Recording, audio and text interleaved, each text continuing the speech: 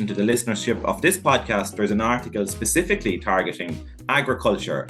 And again, I suppose this recognises the key role that agricultural ecosystems play in supporting biodiversity and the delivery of wider ecosystem services, not just at an EU scale, but most pertinently with an Irish landscape where up to 70% of the land area is agricultural land in some way. So if we are hoping to reverse the decline of wider biodiversity, agricultural systems and farmers in particular have a key role to play.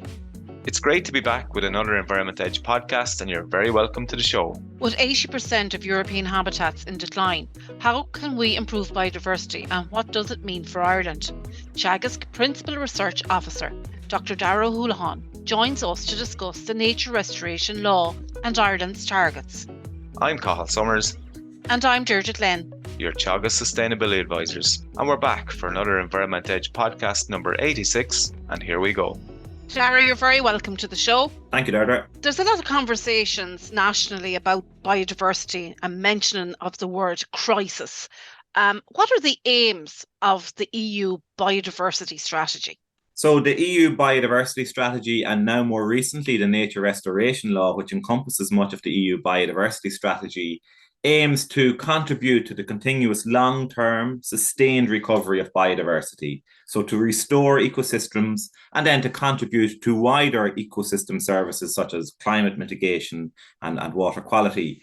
And I suppose as a background to it, at an EU scale, the nature restoration law has highlighted that there was a need for ambitious legal strategy as the voluntary approaches that we have used heretofore over the last 20 or 30 years haven't succeeded in reversing the decline of biodiversity. So whilst we have obligations for the Birds Directive or the Habitats Directive, these obligations frequently didn't include timeframes, for example. So on occasion, they were not fit for purpose. So now we have the nature restoration law, and it aims to complement a wider existing environmental policy. And we all know that there's a plethora of existing environmental policies at national and EU scale. So the nature restoration law and the biodiversity strategy aim to complement those policies. So at the moment, Europe is sitting at about 80% of habitats in decline. We've had, as you say, a plethora of different schemes and different things throughout the last 20 or 25 or 30 years here in Ireland, like environmental schemes promoting biodiversity actions. And you know, these have been taken up by farms. Why are we still sitting in this position, do you think, Daire? So on occasion, so for example, if we look at biodiversity, we can split it into two groups. Those areas that are designated under EU policies, such as the Habitats Directive. And again, we've about 14% of the land area that is designated. So on occasion, the management action plans haven't been strong enough to reverse some of the declines in those habitats. And for example, only 15% of our designated habitats are in a favourable status. So on occasion, that what has been there hasn't been sufficient. More recently, with some of our agri-environment schemes, again, some of the measures have been very successful. But again, there have been measures there that have been less successful in trying to target biodiversity. So maybe the measure was poorly designed, or on occasion, a measure may be well designed, but there has been poor uptake by farmers for a variety of different reasons.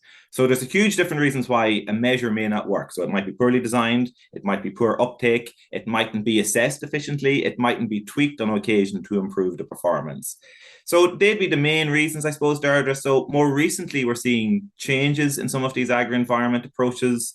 We've frequently used action-based approaches where farmers were incentivized to implement an action, whereas we're now moving towards results-based approaches where farmers are rewarded based on the performance of the action or performance of the measure they've implemented. So these results-based approaches are novel at an EU scale, but Ireland has implemented them for 20 years and we're very successful at this approach. And I think farmers appreciate such measures.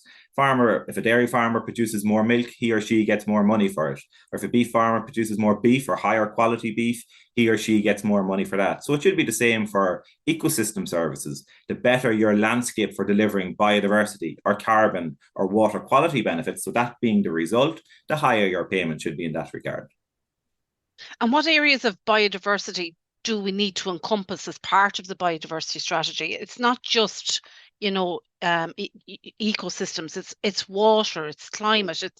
It encompasses everything, doesn't it? Really. Yeah, so again, so the biodiversity strategy and the nature restoration law covers all habitats. So all terrestrial, marine, aquatic habitats. There's, for example, specific articles within the law targeting rivers and barriers within rivers. So in that sense, it's fairly all encompassing. Though it should be said, it doesn't include a huge pile for below ground biodiversity, which we know is very good.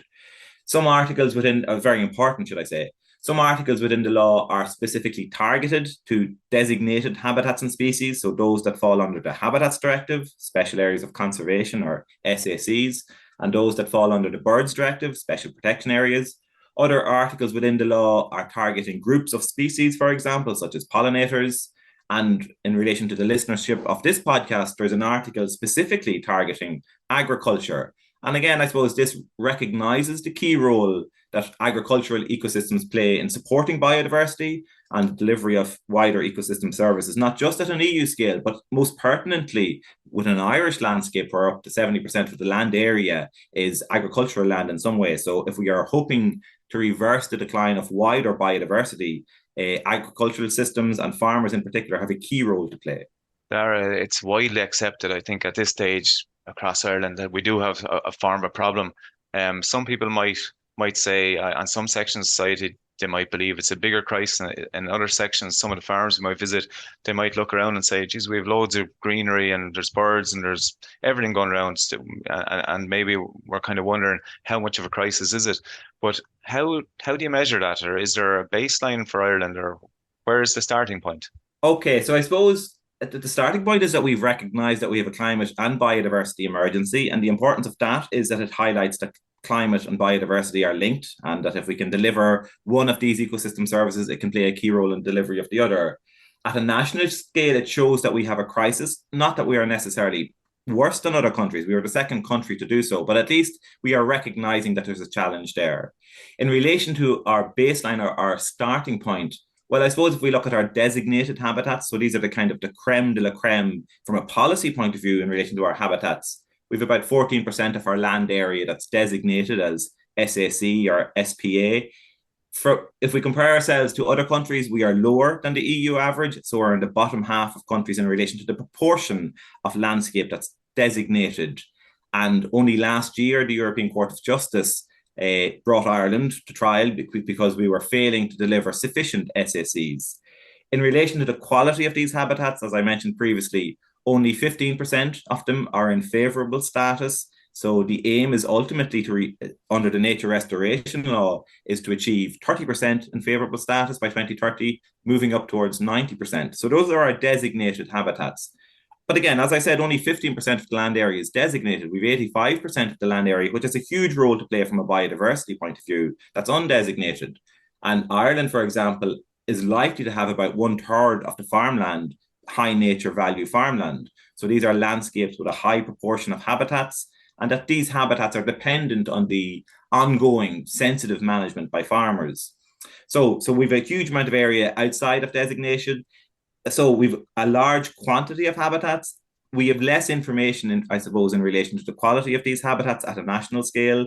And again, it's difficult to compare with other countries in Europe, for example, because they also have less mapping of habitats and less assessment on the quality of these habitats. It's important we always remember we need a quantity of habitats and we need a quality of those habitats, coupled with other things like diversity and a variety of different habitats. So if we do move up to 30% as our target for the designated areas, obviously that's going to impact on the farmland, I suppose, maybe some of the more productive or unproductive farmland. How achievable is that? So initially, so the 30% is in relation to our designated sites, and a large proportion of that would be upland sites, shall we say. So again, and they need ongoing management. We kind of forget sometimes that to address the decline in biodiversity or to improve the quality of a habitat, it needs management, and it needs farmers are the best people in place to manage those landscapes.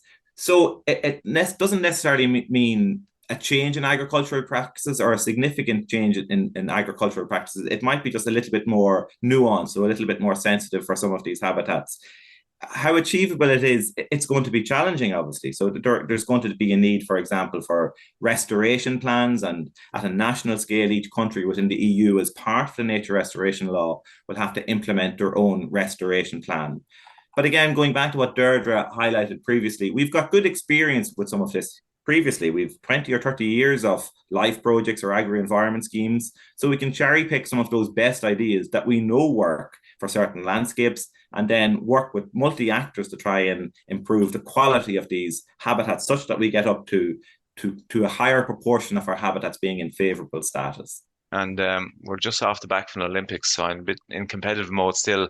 Looking at, I know you mentioned about other countries, but like our success rate in comparison, some of our European counterparts, what's our chances of doing better? So we're doing poorly in relation to the quantity of habitat. I'm a little bit of the opinion, I don't care what other countries are doing. If only 15% of our habitats, our designated habitats, are in favourable status, that's not good enough. We need to get more. It doesn't matter what's happening in France or what's happening maybe in Slovenia or some of these other countries. We need to improve what we can currently improve. There's little we can do about our European counterparts in relation to what they can do. We have our own opportunities now to improve the quality. So in relation to designated sites, we're probably doing a little bit less well. In relation to wider landscape and wider biodiversity within the landscape, we're probably doing better than a lot of countries. For example, parts of southern England or parts of France would have large areas from an agricultural point of view with very few landscape features within them. So we're probably doing well in that regard. The nature restoration plans have to be in place by 2026 before everything becomes law. Are we good at the planning and the coordination, within this effort? Are we good at that? Have we got our ducks in a row with each body to get this in place? So I think we're improving, Deirdre. We've got some of our ducks in a row. Some ducks are still flying about and need to be aligned with one another. But I think as it needs multi-actor engagement, that is improving all the time. And we've seen it with national biodiversity action plans, for example, where we see wide stakeholders and NGOs and government departments all working together to work towards this. So we've seen significant improvements in recent years. Now, as you said, we've 2 years to design our own restoration plans. There's guidance within the nature restoration law in relation to targets and thresholds, and there's obviously some flexibility then with regard to how Ireland will design its own restoration plan. But getting back to the targets, there's some key targets, again, from an agricultural point of view. And again, the key target all along is until a satisfactory level is reached. And then we're using various different indicators to indicate the quality of certain habitat types. So, for example, from an agricultural point of view, we're using European-wide indices, for example, such as the Grassland Butterfly Index. For below ground diversity, we're looking at the stock of organic carbon in crop soils, for example. And again, that has biodiversity, but also carbon and climate benefits. One that we are, and farmers are probably familiar with, is the share of diverse landscape features within the landscape. And this will encompass much of the space for nature features that farmers have seen within their more recent CAP plans, for example. Other universal indices we're using is the Common Farmland Bird Index. So again, to see an improvement in the Common Farmland Bird Index. And again, Ireland is performing fairly well in this regard relative to other countries. I suppose one where that has achieved or that has garnered much attention within the media is in relation to the drained peats, for example, which was going to be significant for Ireland, considering we have a large proportion of our landscape as peats.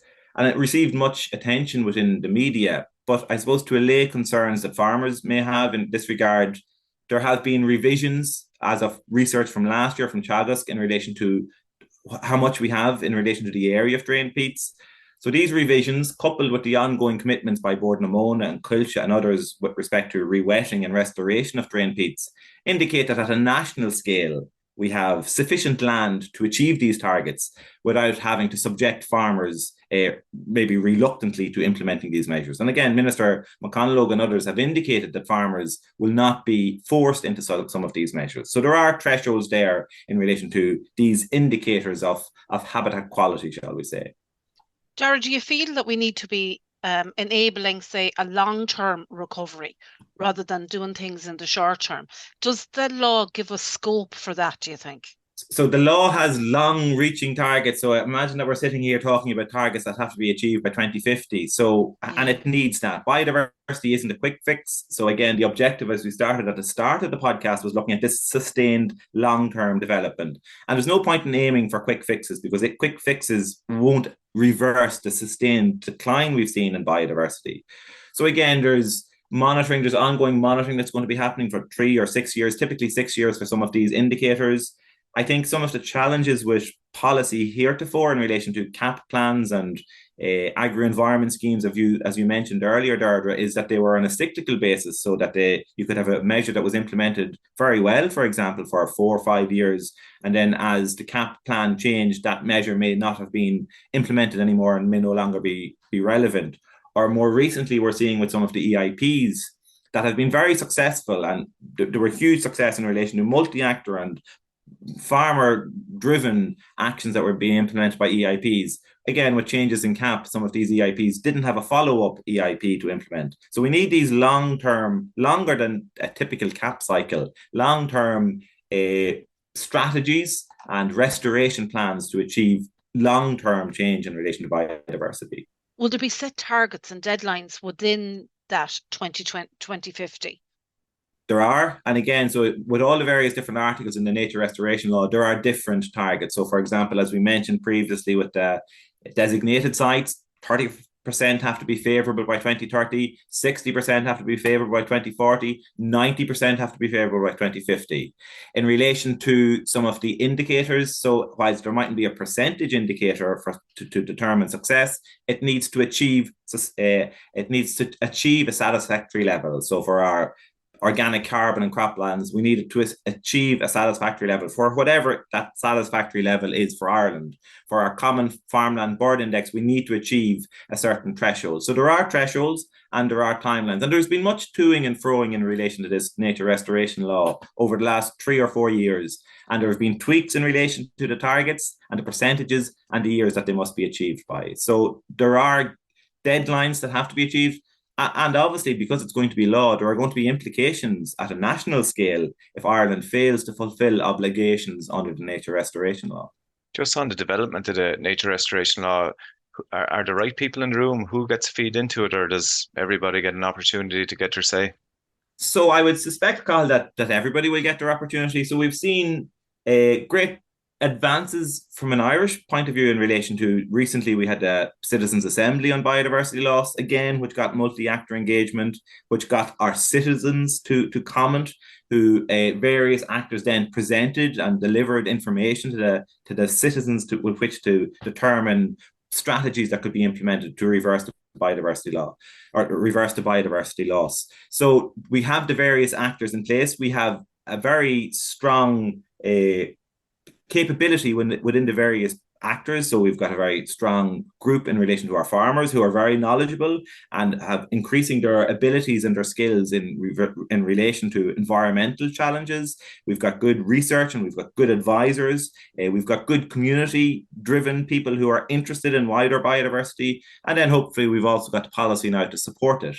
And it's this multi-actor approach that we've seen in life projects, for example, in Burren Life or Arran Life. It's this multi-actor engagement that's hugely important. So we need farmers, ecologists, advisors, community and policymakers all working with one another to help devise these nature restoration plans. Is that the success story then?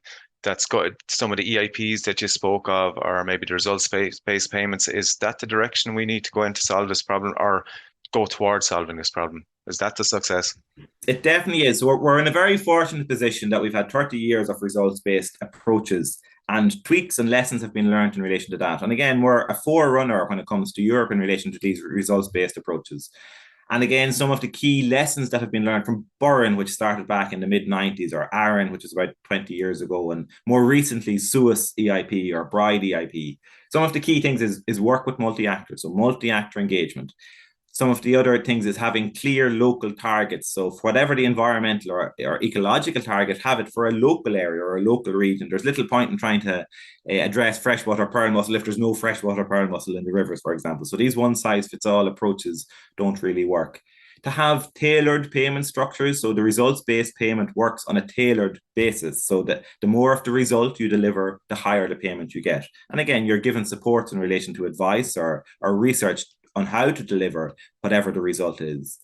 We also need ongoing communication between these various actors. So we need bottom-up and top-down engagement such that advisors and researchers can learn from farmers and that farmers can learn from advisors and researchers. And again, some of the other things we've seen with some of the multi-actor approaches and the EIPs and the LIFE projects is local champions. So communities listen to local champions. So it's better, for example, in areas like the Burren, where they had local champions who had a very strong voice within the community. And once you've got local champions, it's more likely to garner support from the wider community. So these are some of the key lessons that have been learned that can help inform design of restoration plans under the nature restoration law. And with all these things, there's difficulties and obstacles. If you had to wave your magic wand to have something in front of you now that would help, what would it be? Well, obviously, selfishly, from a research point of view, and I'm going to try to feather my own nest in this regard, we need more information in relation to the quality of habitats. And we're seeing improvements in relation to development of scorecards and rapid assessment cards to identify the quality of habitats.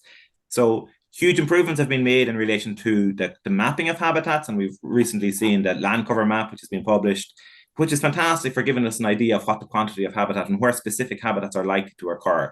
The next step then is we need to see, well, what is the quality of those habitats? And then once we work with that, we can see, well, what is working well, and engage with farmers and explore why that habitat is of high standard or high quality, and use that information to inform those where the habitat may be of lower quality, such that we can design bespoke management approaches to bring the quality up from a 4 out of 10 up to a 7 out of 10. And again, going back to our nature and biodiversity and climate crisis, once we start seeing improvements from a biodiversity point of view in relation to the quantity and quality of habitats, you're more likely to see improvements in relation to water quality, and again, achieve some of the targets under Water Framework Directive, or we're likely to see improvements in relation to carbon sequestration and carbon storage, and again, fit into some of the climate action plan strategies that are there as well.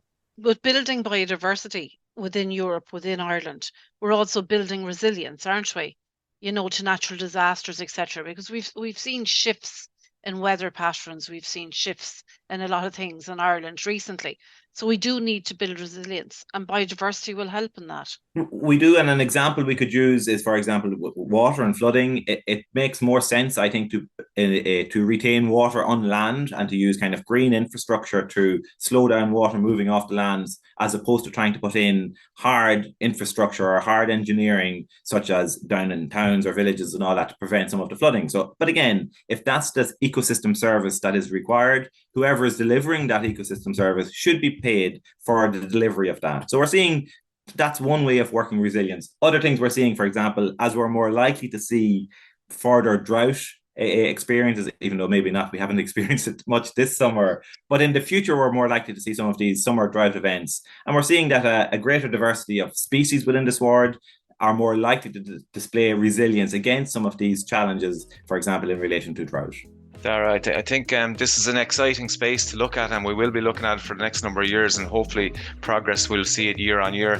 And I think, taken from your chat today with us in our conversation, that it's all about embracing it, not fearing it, and maybe supporting farmers and trying to provide the right resource in the right place to get the job done. So really enjoyed the conversation today, and thanks a million for taking the time out to chat with us.